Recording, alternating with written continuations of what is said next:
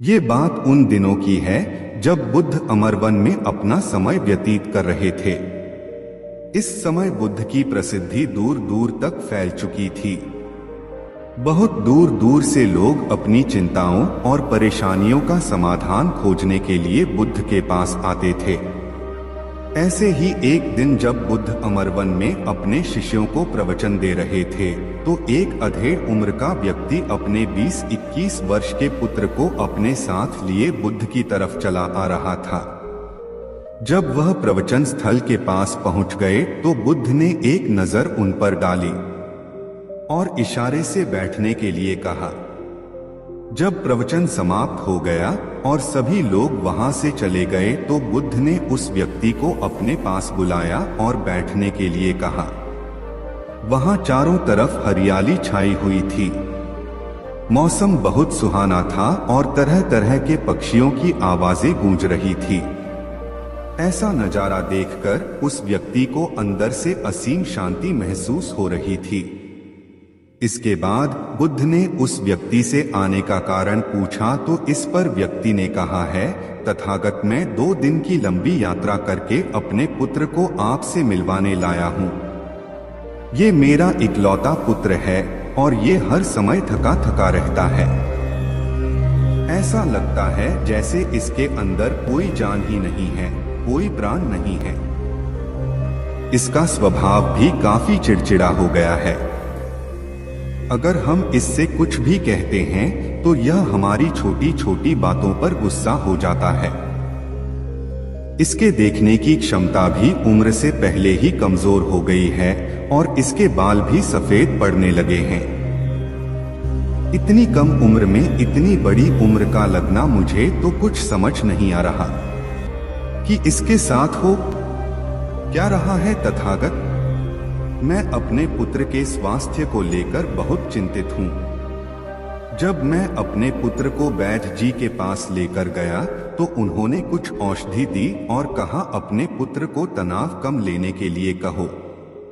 वो अपने दिमाग में बहुत अधिक तनाव लेता है, इसलिए उसकी ऐसी हालत हो गई है।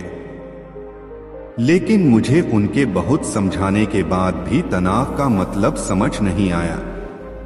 मुझे नहीं पता कि तनाव होता क्या है, यह किन कारणों से आता है और उसे कैसे अपने पुत्र के दिमाग से निकालूं। लेकिन मुझे सबसे पहले तो ये समझना है कि तनाव होता क्या है।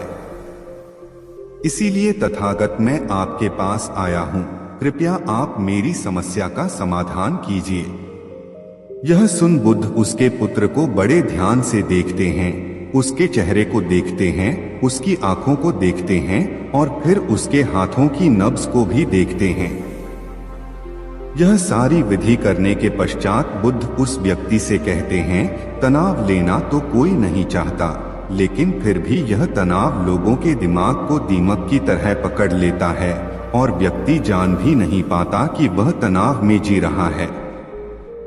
लेकिन अगर व्यक्ति तनाव के कारणों को अच्छे से समझ लेता है और तनाव के बारे में कोई ऐसा पैमाना बना लेता है जिससे वह जान सके कि वह कितने तनाव में है, तो वह इस समस्या का समाधान भी खोज सकता है।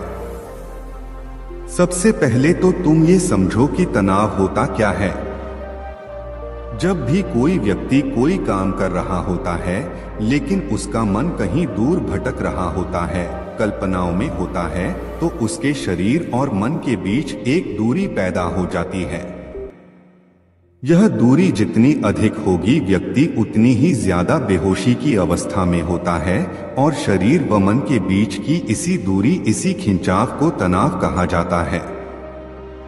आखिर कोई पसंदीदा खेल खेलने के बाद व्यक्ति चुस्ती और प्रसन्नता से क्यों भर जाता है, जबकि उसने तो अपने शरीर को थकाया है। लेकिन समझने वाली बात यह है कि खेलते समय मन और शरीर एक साथ पूरी तरह से उस खेल में केंद्रित होते हैं, जिससे शरीर और मन के बीच दूरी पैदा नहीं होती और कोई तनाव पैदा नहीं होता। और अगर दिमाग में कोई तनाव था भी तो वो भी दूर हो जाता है। लेकिन इसके विपरीत जब हम कोई ऐसा काम करते हैं जो हमें पसंद नहीं है, तब हमारा शरीर तो उस काम को कर रहा होता है, लेकिन हमारा मन कहीं दूर कल्पनाओं में भटक रहा होता है, जिससे शरीर और मन के बीच एक दूरी पैदा हो गई और तनाव ने जन्म ले लिया। इसीलिए व्यक्ति को एक समय पर सिर्फ एक ही काम करना चाहिए और अपने तन और मन की सारी शक्ति उसी एक काम पर लगा देनी चाहिए, जिससे व्यक्ति के अंदर तनाव पैदा ही ना हो। इसके बाद बुद्ध ने कहा, तनाव पैदा होने के मुख्य 8 कारण होते हैं और जिसने इन कारणों को समझ लिया वो जीवन भर तनाव मुक्त रह सकता है। मुख्य कारणों में सबसे पहला कारण है अति महत्वाकांक्षी होना। महत्वाकांक्षी होना अच्छी बात है, लेकिन क्या कभी आपने इस बात पर ध्यान दिया है कि इंसान के लक्ष्य कभी पूरे ही नहीं होते। उसका एक लक्ष्य पूरा हुआ नहीं कि वह दूसरे की तरफ भागने लगता है, दूसरा पूरा हुआ तो तीसरे की तरफ, और इस तरीके से वो अपने लक्ष्यों को पाने के लिए जिंदगी भर गोल गोल घूमता रहता है। इसीलिए जो व्यक्ति अति महत्वाकांक्षी होता है, जिसने बड़े बड़े लक्ष्य बनाए होते हैं, वह वर्तमान में कभी रह ही नहीं पाता। उसका मन सदैव भविष्य की योजनाएं बनाने में ही व्यस्त रहता है। उसका शरीर तो वर्तमान में रहता है, लेकिन उसका मन भविष्य में ही रहता है, जिससे मन और शरीर के बीच दूरी पैदा हो जाती है और वह तनाव भरी जिंदगी जीने लगता है। बुद्ध के मुंह से यह बात सुन उस व्यक्ति ने कहा, बुद्ध, तो फिर इसका मतलब है कि हमें लक्ष्य नहीं बनानी चाहिए, क्योंकि लक्ष्य बनाना भी तो महत्वाकांक्षा ही है। इस पर बुद्ध ने कहा, जीवन में लक्ष्य बनाना कोई गलत बात नहीं है, लेकिन समस्या तब उत्पन्न होती है जब वो अपना पूरा ध्यान उस लक्ष्य से मिलने वाले परिणाम पर ही लगा देते हैं और उसके परिणाम की चिंता करते रहते हैं। व्यक्ति को वर्तमान में जीना आना चाहिए। आप लक्ष्य बनाइए और उस लक्ष्य की प्राप्ति के लिए कड़ी मेहनत करिए, लेकिन साथ ही साथ आपको इस बात का भी ज्ञान होना चाहिए कि आप अभी वर्तमान में जी रहे हैं और वर्तमान ही सत्य है। बुद्ध ने आगे कहा, तनाव का दूसरा सबसे बड़ा कारण है ईर्ष्या। जब व्यक्ति ईर्ष्या और जलन से भर जाता है तो उसका मन अंदर से सड़ने लगता है। ईर्ष्या एक आंतरिक घाव है। आंतरिक घाव यानी मन का घाव व्यक्ति के शरीर का घाव तो भर सकता है, लेकिन मन का घाव कभी नहीं भर सकता। इसीलिए व्यक्ति को दूसरे की खुशी और तरक्की से कभी ईर्ष्या नहीं करनी चाहिए, क्योंकि यह भी एक तनाव का कारण है।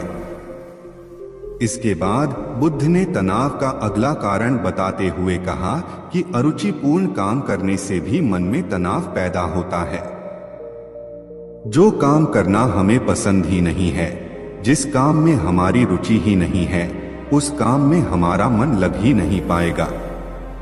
हमारा शरीर तो वही बैठा रहेगा, लेकिन हमारा मन कल्पनाओं की उड़ान भरेगा, जिससे शरीर और मन के बीच दूरी पैदा हो जाती है और व्यक्ति तनावग्रस्त हो जाता है।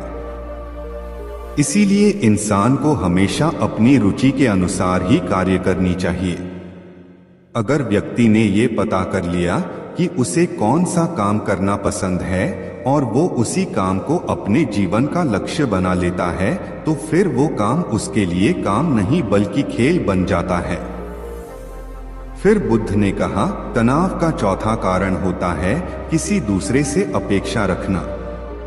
बुद्ध ने उस व्यक्ति की ओर इशारा करते हुए कहा, एक पिता होने के नाते तुम्हारी अपने पुत्र से बहुत सी अपेक्षाएं होंगी कि तुम्हारा पुत्र एक बहुत ही कामयाब इंसान बने, तुम्हारा नाम रोशन करे, जैसा तुम चाहते हो उस तरह का जीवन जी, तुम्हारी हर बात माने।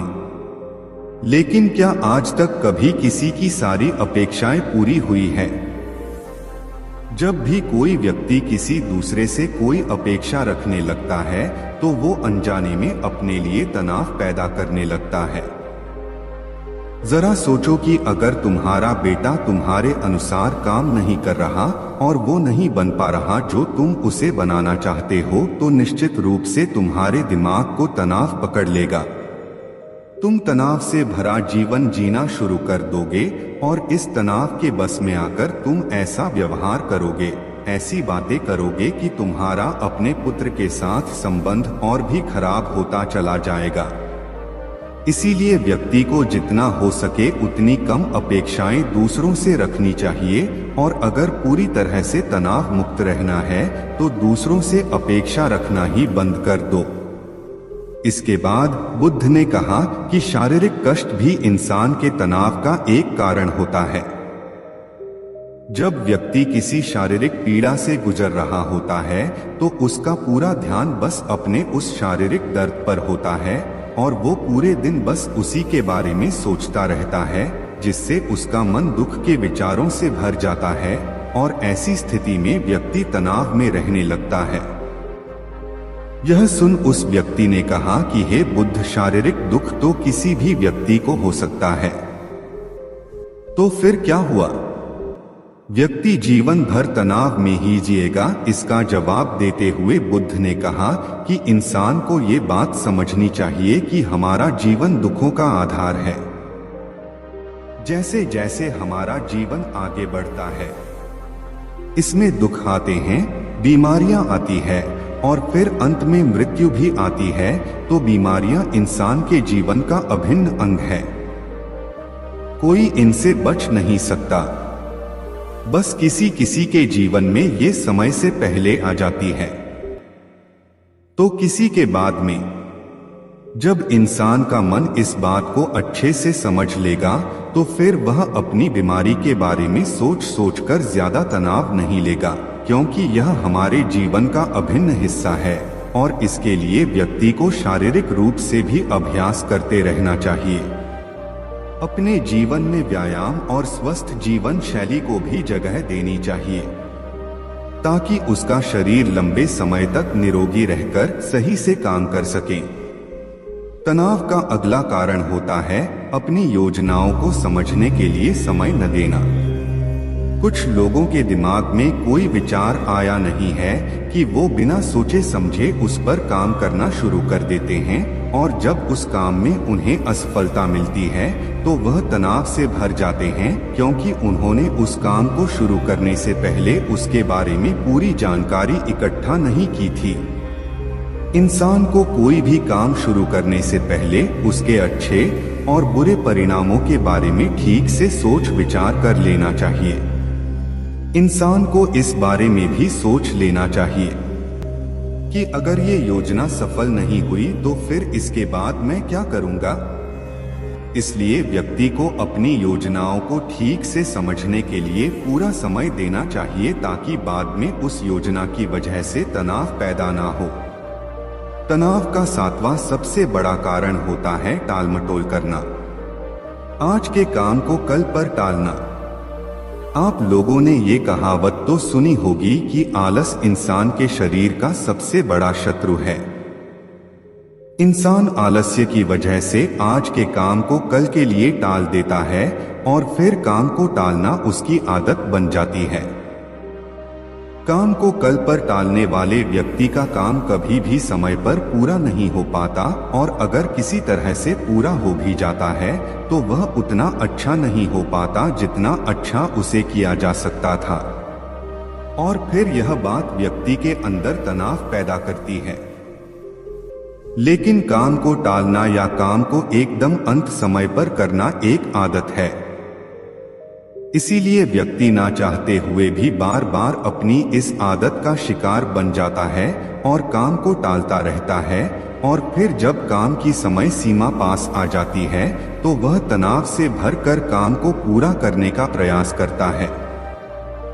इसीलिए तनाव मुक्त रहने के लिए व्यक्ति को काम को टालने की आदत छोड़नी पड़ेगी और यह तभी संभव है जब व्यक्ति काम को समय से पहले खत्म करने का निश्चय करे। सबसे आखिरी और सबसे प्रमुख कारण जो तनाव का होता है वो है ज्यादा सोचना। लगातार सोचते रहना भी एक बीमारी है और यह उस व्यक्ति में सबसे ज्यादा पाई जाती है जो कल्पनाएं करता है, जो अतीत की घटनाओं और भविष्य की बातों के बारे में सोचता रहता है, जो बेवजह के अनुमान लगाता रहता है। इसीलिए व्यक्ति को ज्यादा सोचने की आदत पर लगाम लगाना चाहिए। इसके लिए जितना हो सके खुद को काम में व्यस्त रखना चाहिए और हर दिन ध्यान का अभ्यास करने को अपने जीवन का हिस्सा बना लेना चाहिए। बुद्ध के मुंह से यह सारी बातें सुनकर उस व्यक्ति ने हाथ जोड़कर कहा, बुद्ध मेरा पुत्र तो अभी मात्र 20 वर्ष का ही है और इसमें अभी इतनी समझ भी नहीं है कि यह आपकी बताई सारी बातों का एक साथ पालन कर सके। आप कृपया करके तनाव मुक्त रहने का कोई आसान सा तरीका बता दें जिससे मेरा बेटा उसका अनुसरण भी कर सके और तनाव मुक्त भी रह सके। उस व्यक्ति की यह प्रार्थना सुन बुद्धि ने कुछ सोचते हुए जवाब दिया, अगर तुम इतनी सारी बातों का पालन नहीं कर सकते तो इसके लिए एक बहुत ही आसान विधि है। तुम एक बार में एक काम को करने पर ध्यान लगाओ भी काम कर रहे हो, उस समय पर सिर्फ उसी काम को करो, सिर्फ उस पर ही अपना पूरा ध्यान लगाओ और अगर तुम्हारा मन इधर उधर भटक जाता है तो जैसे ही तुम्हें याद आए उसे वापस फिर उसी काम में लगा दो।